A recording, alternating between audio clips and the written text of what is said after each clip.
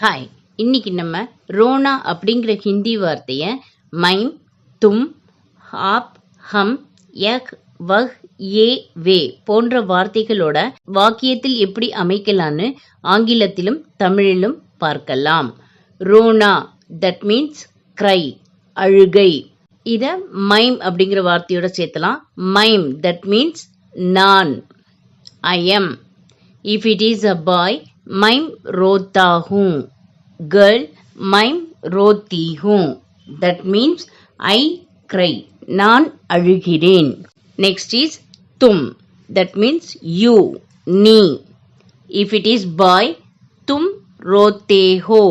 Girl, தும் ரோத்தி ஹோ. That means you cry. நீ அழுகிறாய்.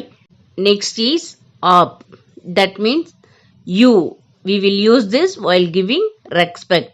நீங்கள். If it is boy, आप रोते हैं. Girl, आप रोती हैं. That means you cry. நீங்கள் அழுகிறீர்கள். Next is हम.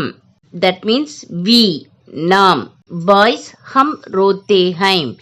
Girls, हम रोती हैं. That means we cry. நாம் அழுகிறோம்.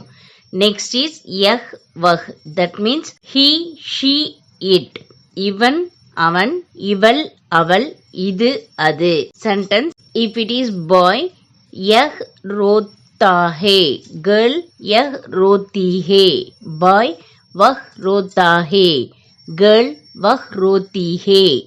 That means he cries, she cries, it cries. இவன் அழுகிறான், அவன் அழுகிறான், இவள் அழுகிறாள், அவள் அழுகிறாள், இது அழுகிறது, அது அழுகிறது. The next is A, way. That means these, they, those. இவர்கள், அவர்கள், இவைகள், அவைகள். Sentence. If it is boys, ஏ ரோத்தே हैं. Girls, ஏ ரோத்தி हैं. Boys, வே ரோத்தே हैं. Girls, வே ரோத்தி हैं. That means these cry, they cry, those cry. இவர்கள் அழுகிறார்கள், அவர்கள் அழுகிறார்கள், இவைகள் அழுகின்றன, அவைகள் அழுகின்றன.